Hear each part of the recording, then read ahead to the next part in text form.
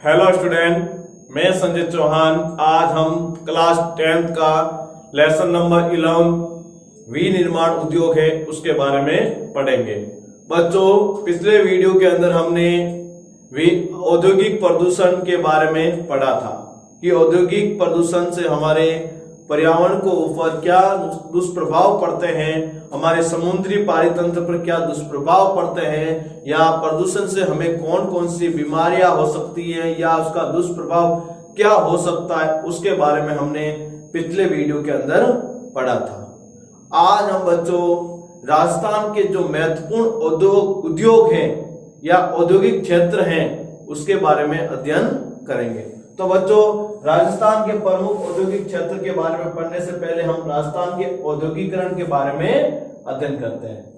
राजस्थान औद्योगिक रूप से अन्य राज्यों से पिछड़ा हुआ और राजस्थान है, यदि हम औद्योगिक रूप से देखा जाए तो वो अन्य राज्यों की तुलना में क्या है, पिछड़ा हुआ। यदि हम राजस्थान में खनिज संपन्नता की बात करें तो मध्य प्रदेश, कौन सा राज्य? मध्य प्रदेश, छत्तीसगढ़ और उसके बाद में किसका स्थान आता है? राजस्थान का आता है। देखो, खनिज संपन्नता के अंदर राजस्थान भारत के अंदर तीसरे नंबर पर आता है, लेकिन औद्योगिक दृष्टि से काफी ये पिछड़ा हुआ है। यदि देश के कुल औद्योगिक उत्पादन में सिर्फ इसका 6% योगदान है और देश के अंदर जितने भी औद्योगिक जो रेशियो है उन रेशियो के अंदर भारत का राजस्थान का सिर्फ कितना परसेंट योगदान है? सिर्फ 6% ही योगदान है। राज्य की सकल घरेलू उत्पाद उद्योग का 30% योगदान और राज्य में जीडीपी का अंदर यदि योगदान देखते हैं तो कितना परसेंट है? सिर्फ 30% है। यदि आप जो पूछ ले जीडीपी क्या है, आपको अर्थशास्त्र में पढ़ने को मिलता है कि जीडीपी क्या है, तो सीधे से याद रखना सकल घरेलू उत्पाद, हिंदी इसको शॉर्ट से फुल फॉर्म के अंदर कहते हैं।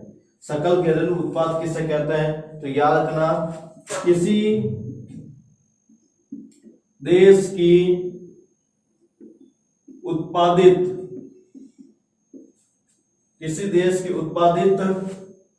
तीनों क्षेत्रों की अंतिम मूल्य, शॉर्ट में लिखा मैंने, या फिर हम विस्तार से लिख सकते हैं किसी देश के अंदर स्थित तीनों क्षेत्र जैसे प्राइमरी, सेकेंडरी और थर्ड एक्टिविटी में उत्पादित की जाने वाली अंतिम वस्तु का मूल्य ही क्या कहलाता है?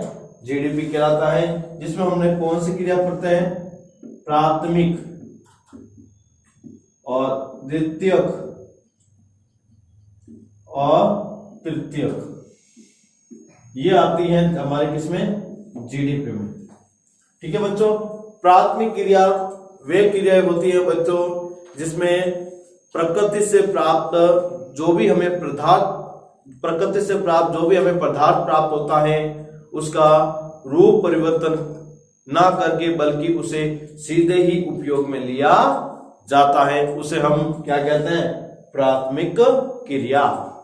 फिर द्वितीय क्रिया की बात आती है तो प्रकृति से प्राप्त पदार्थों को मशीनरी द्वारा रूप परिवर्तन करके उसका उपयोग में लिया जाता है, उसे क्या कहते हैं? द्वितीयक क्रिया। जिसमें हम किसका उदाहरण पढ़ते हैं? विनिर्माण का। और हमारा टॉपिक भी हम जो विनिर्माण उद्योग है वो किसका भाग है? द्वितीयक क्रिया का भाग है। फिर तृतीय क्रिया बच्चों, तो तृतीय क्रियाएं वे क्रियाएं होती है जो सेवाओं से संबंधित अपना संबंध रखती है। तो ये तीनों क्रियाओं का जब योग होगा तो ही वो क्या बनेगी? जीडीपी बनेगी, अन्यथा जीडीपी नहीं बनेगी। और जीडीपी के अनुसार देखिए, राजस्थान की जीडीपी में 30% योगदान किसका है? उद्योगों का है और 70% है वो अन्य सेक्टरों का इसका योगदान है। फिर हम बच्चों अगला बिंदु लेते हैं। यहाँ पर अधिकांश उद्योगों खनिज तथा कृषि आधारित है और राजस्थान में जो अधिकांश उद्योग है वो खनिज आधारित है या फिर कृषि आधारित है। आपको मालूम ही होना चाहिए खनिज आधारित वे उद्योग होते हैं जिससे में कच्चे माल के रूप में खनिजों का प्रयोग होता है। तो याद रखना बच्चों, इसकी परिभाषा पूछते हैं, खनिज आधारित उद्योग किसे कहते हैं? उद्योग किसे कहते हैं? यह सवाल आ जाए ऐसे, तो याद रखना बच्चों, खनिजों से प्राप्त पदार्थ को कच्चे माल के रूप में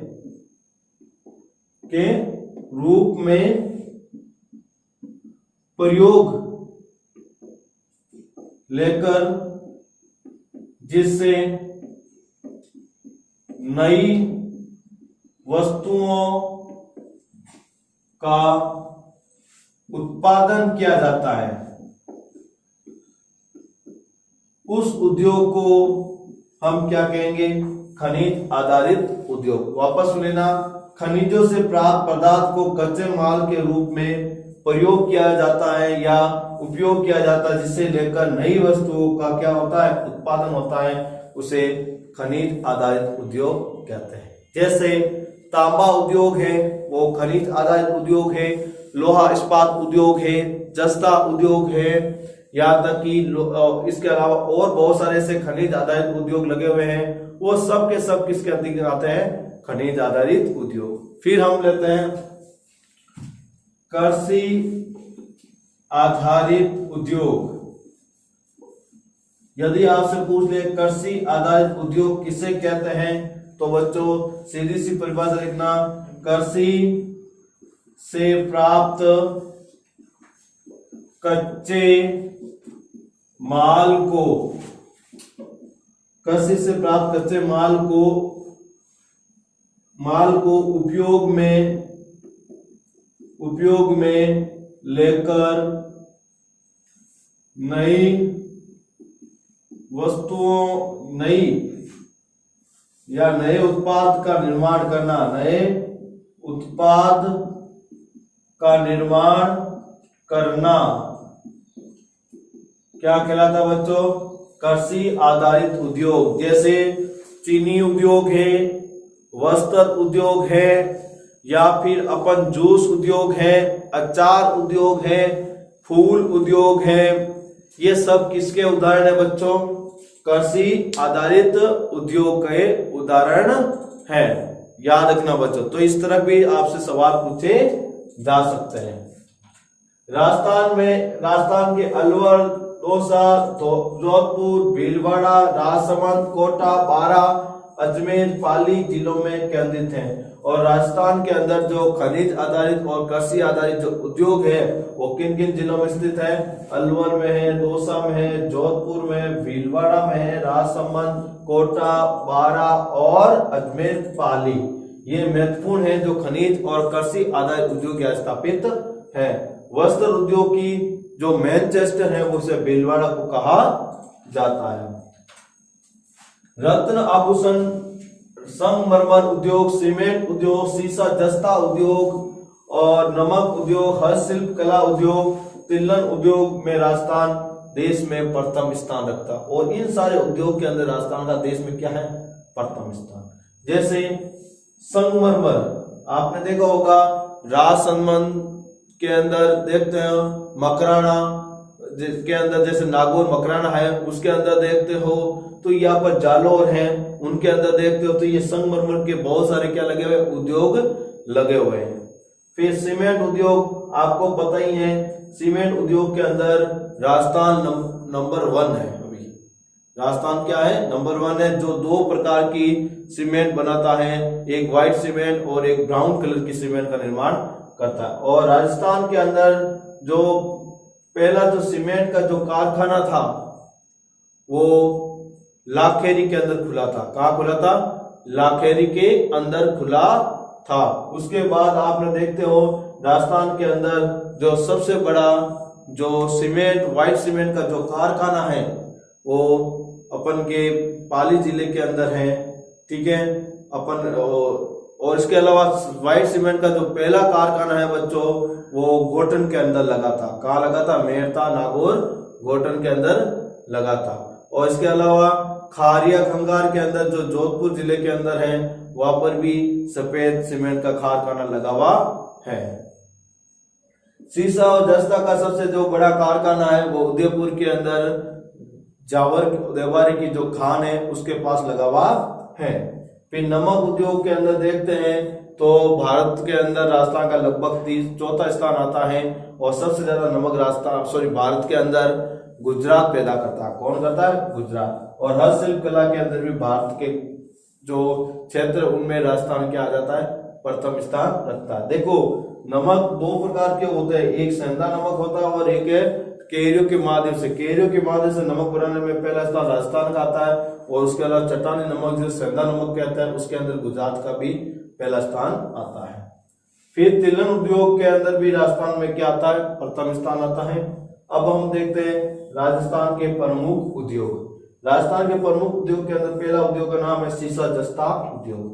राजस्थान की अरावली पर्वतमाला में देश के सर्वाधिक सीसा और जस्ता के भंडार होने के कारण ये उद्योग जावर देवारी तथा चंदेरिया चित्तौड़गढ़ राजपुरा दरिबा में स्थापित है। देखो बच्चों सबसे ज्यादा सीसा जस्ता का भंडार कौन सी पर्वतमाला के अंदर है? अरावली पर्वतमाला के अंदर है। और प्री कैम्ब्रियन युग के अंदर अरावली पर्वतमाला की उत्पत्ति हुई। इसी कारण विश्व की सबसे प्राचीन पर्वतमाला में से एक अरावली का नाम आता है। तो याद रखना बच्चों विश्व की सबसे प्राचीन पर्वतमाला कौन सी है? अरावली पर्वतमाला, जिसकी लंबाई 692 किलोमीटर है। कितने? 692 किलोमीटर है। और अरावली पर्वतमाला राजस्थान के खनिजों का भंडार भी माना जाता है। जहां पर सबसे ज्यादा कौन से के भंडार पाए गए? सीसा जस्ता के भंडार पाए गए। इसी को ध्यान में रखते हुए जावर देवारी, कौन सा?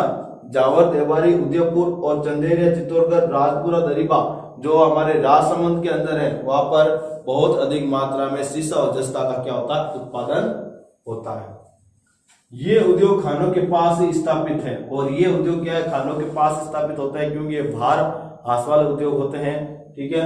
शेष कच्चा माल को पूर्व बनेड़ा, याद रखना पूर्व बनेड़ा, चौथ का बरवाड़ा, गुड्डा किशोरी दास से मंगवाया जाता। और यदि कच्चे माल की और जरूरत पड़ती है तो आसपास का क्षेत्र कौन सा है?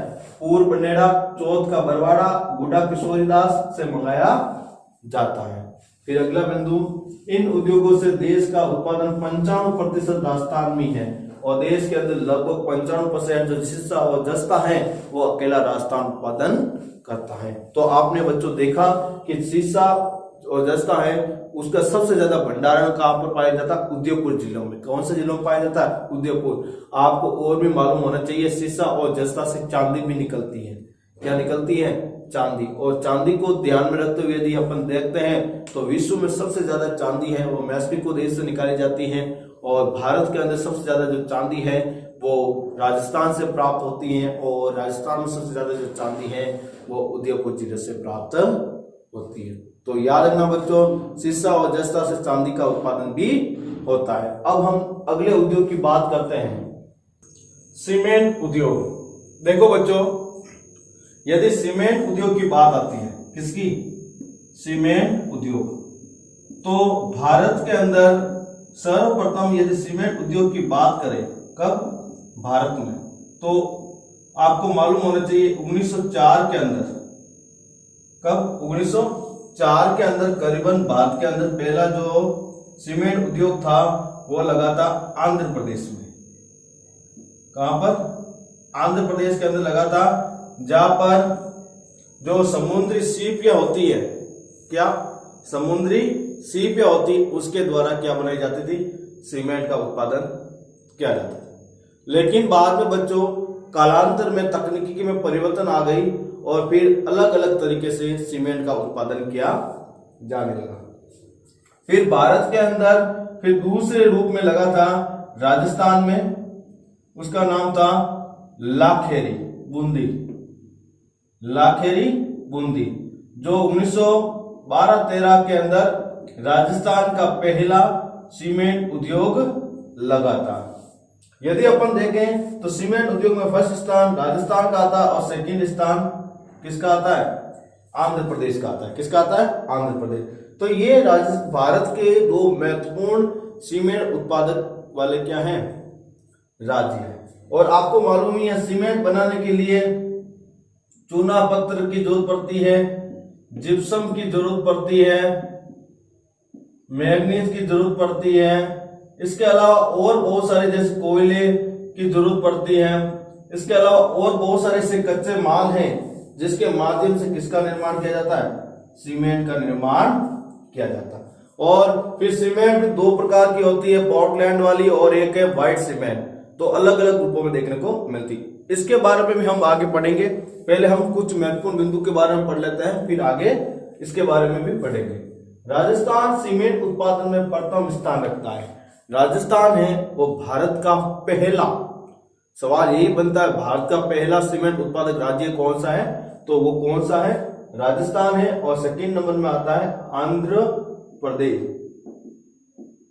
यहां पर सीमेंट का उत्पादन किया जाता है।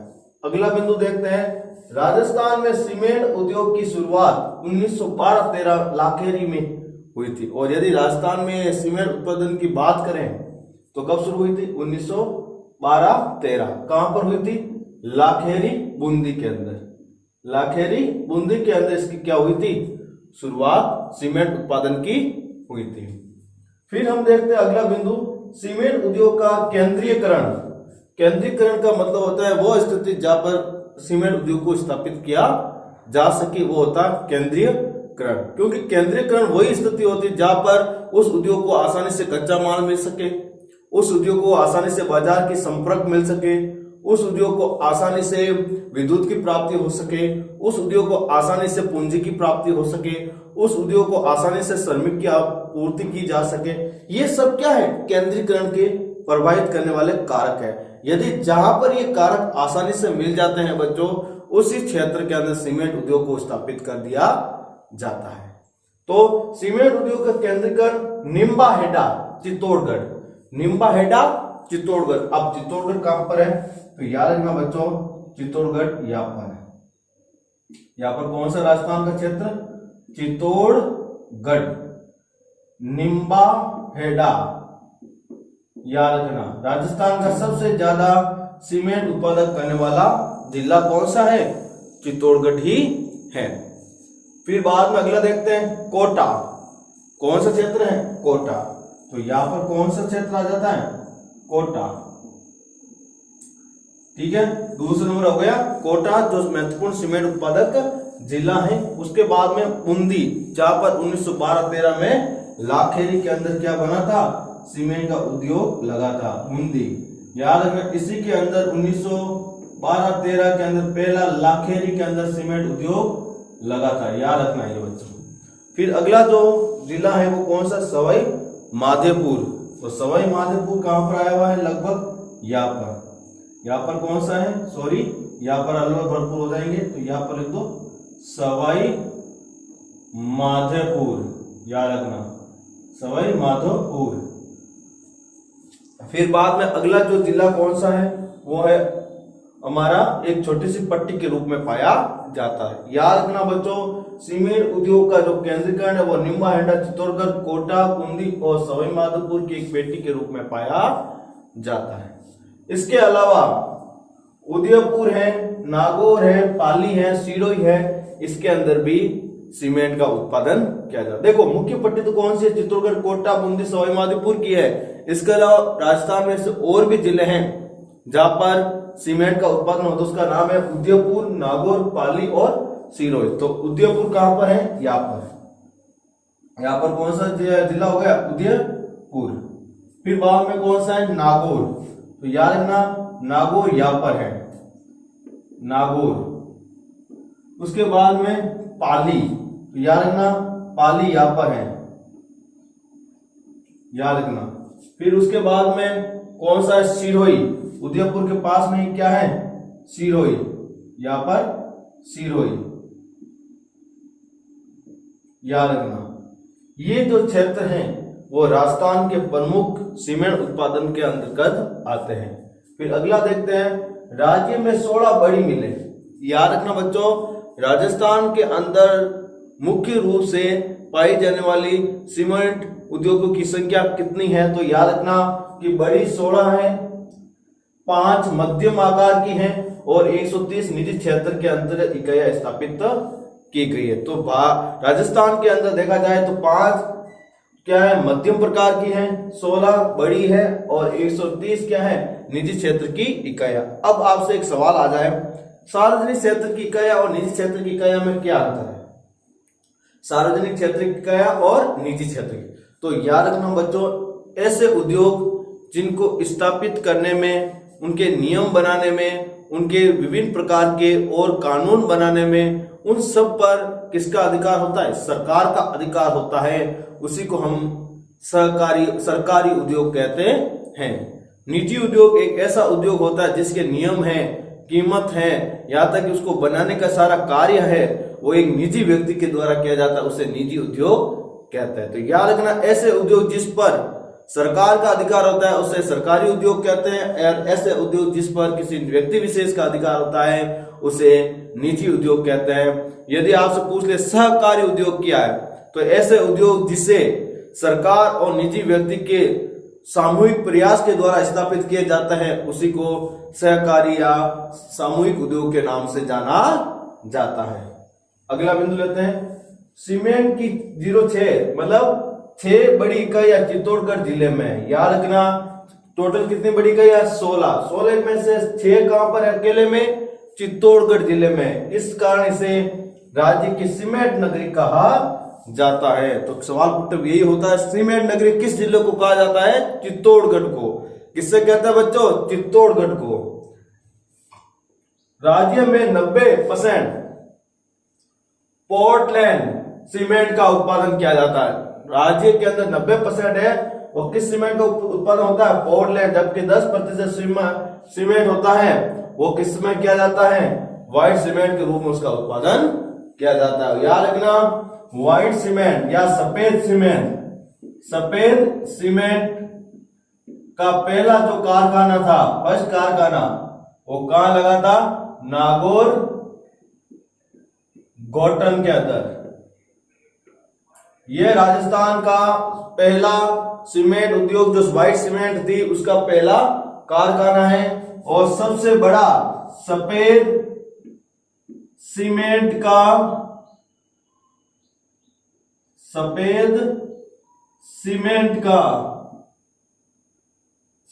का बड़ा उद्योग या सबसे बड़ा उद्योग वो कौन सा है? निम्बोल के अंदर है। ठीक है। और हमारे यहाँ पर जोधपुर के अंदर भी एक खारिया खंगार के अंदर भी इसी प्रकार का सफेद सीमेंट का उद्योग स्थापित किया गया है। याद रखना, यह सबसे महत्वपूर्ण सवाल यही बनता है कि राजस्थान का पहला सीमेंट उद्योग कहां लगा था? नागौर गोटन के अंदर लगा था। फिर बाद में अपन का दूसरा जो उद्योग आता है वो है हस्तशिल्प उद्योग। हस्त का मतलब होता है हाथ, शिल्प का मतलब होता है कारीगरी की करना। मतलब ऐसे उद्योग जिसके अंदर वस्तु को व्यक्ति अपने हाथों के द्वारा या अपने स्वयं के द्वारा निर्मित करते हैं और उसमें मशीनों का प्रयोग नहीं किया जाता है, उस उद्योग को हम क्या कहते हैं? हस्तशिल्प उद्योग। देखो, इसके सारे जो बिंदु हैं वो कोई ना कोई 1 नंबर का सवाल प्रकट करता है। याद रखना बच्चों, सारे बिंदु 1 नंबर का क्या है? सवाल। इसलिए भी उसका पूरा ध्यान रखना है। रत्न तराशने मतलब क्या आपको मालूम ही है कि रत्न जैसे हीरा है, पन्ना है, उनको तराशने। तथा आभूषण का निर्माण कार्य, और आभूषण है जैसे हार है और विभिन्न प्रकार के राजस्थान के आभूषण है जैसे नथली है या फिर अपन के भुजबंद है, इन सब को तराशने का जो कार्य है वो जयपुर, प्रतापगढ़ और नाथ द्वारा में किया जाता है। याद रखना, रत्न तराशने और आभूषण का कार्य कहां पर होता है? जयपुर, प्रतापगढ़ और नाथ द्वारा। अब जयपुर कहां पर है? यहां पर कौन सा जिला है? जयपुर। याद रखना, जयपुर। ठीक है। फिर बाद में अपन का कौन सा पड़ा था? प्रतापगढ़। ठीक है। तो प्रतापगढ़ कहां है? चित्तौड़गढ़ के पास ही। यहां पर प्रतापगढ़। ठीक है। फिर बाद में अपन के नाथ द्वारा राजसमंद के अंदर है। यहां पर नाथ द्वारा जो राजसमंद के अंदर है। याद रखना, ये जो क्षेत्र है जहां पर रत्न और आभूषण का कार्य किया जाता है। अगला पॉइंट है मूर्ति तथा कलात्मक सामान जयपुर, जोधपुर, उदयपुर में किया जाता है। और मूर्ति निर्माण कार्य है या मूर्ति संबंधी और कोई कलात्मक कार्य है, उसका जो प्रयोग है या उसका प्रवृत्ति है वो कहाँ पर ज्यादा होती है? जयपुर, जोधपुर और उदयपुर में। कहाँ पर? जयपुर, जोधपुर और उदयपुर। तो जोधपुर तो यहाँ पर है, याद में यहाँ पर कौन सा है? जोधपुर। बाकी आपके जयपुर लिखा हुआ है, उदयपुर लिखा हुआ है। यहाँ पर क्या होता है? मूर्ति तराशने का कार्य बहुत ज्यादा मात्रा में होता है। फिर अगले देखते हैं बिंदु को, लाख का सामान व चूड़ियां जयपुर तथा जोधपुर में होती है। लाख का जो सामान बनता है और चूड़िया का जो निर्माण है वो ज्यादातर कहाँ होता है? जयपुर और जोधपुर में। ये भी एक सवाल बन गया है बच्चों। फिर छपाई व बंदेज उद्योग बाड़मेर में, पाली में, सांगानेर में किया जाता है। याद रखना, छपाई और बंदेज का कार्य राजस्थान के किन जिलों में होता है? तो बाड़मेर के अंदर होता है, पाली के अंदर होता है, सांगानेर मतलब जयपुर के अंदर भी होता है। तो याद रखना, बाड़मेर, यहाँ पर कौन सा जिला हो गया? बाड़मेर, याद रखना। फिर पाली तो आपने दिया हुआ ही है, सांगानेर ये जयपुर के अंदर, ये याद रखना सांगानेर, जहां पर राजस्थान का अंतरराष्ट्रीय हवाई अड्डा भी बना हुआ है। चमड़े का सामान जोधपुर में होता है, जयपुर में होता है, अजमेर में होता है तथा बाड़मेर में किया जाता है। और जो चमड़े का जो सामान है वो कहां पर बनता है? जोधपुर, जयपुर, अजमेर और बाड़मेर। अब अजमेर की बात हुई तो अजमेर आपके कहां पर? यहाँ पर कौन सा जिला हो गया? अजमेर। कौन सा हुआ? अजमेर, जो लगभग राजस्थान के मध्य भाग में स्थित है। यहाँ पर क्या होता है? चमड़े का सामान का उत्पादन किया जाता है। तो आपने देखा बच्चों, हस्तशिल्प कला के अंदर जैसे हमने रत्न तराशने और आभूषण का काम जयपुर, प्रतापगढ़ और नाथद्वारा में होता है। फिर मूर्ति और कलात्मक कार्य का काम जयपुर, जोधपुर, अपन के अलावा उदयपुर के अंदर किया जाता है। फिर अपन लाख का सामान और चूड़िया का सामान हमारे जयपुर और जोधपुर में होता है। बंदेज का काम, छप्पे का काम बाड़मेर, पाली, सांगानेर इसके अंदर किया जाता है। और चमड़े का सामान जोधपुर, जयपुर, अजमेर और बाड़मेर में किया जाता है। सब जगह अलग अलग प्रकार के हस्तशिल्प कलाओं का क्या होता है? निर्माण प्रवृत्ति की जाती है। अब हम जब नेक्स्ट वीडियो के अंदर हम राजस्थान के और महत्वपूर्ण जो उद्योग हैं उनके बारे में विश्लेषण के साथ क्या करेंगे? अध्ययन करेंगे और उसमें ये जानेंगे कि राजस्थान के उन छोटे बड़े जो उद्योग हैं वो राजस्थान की अर्थव्यवस्था में किस प्रकार योगदान देते हैं। Thank you.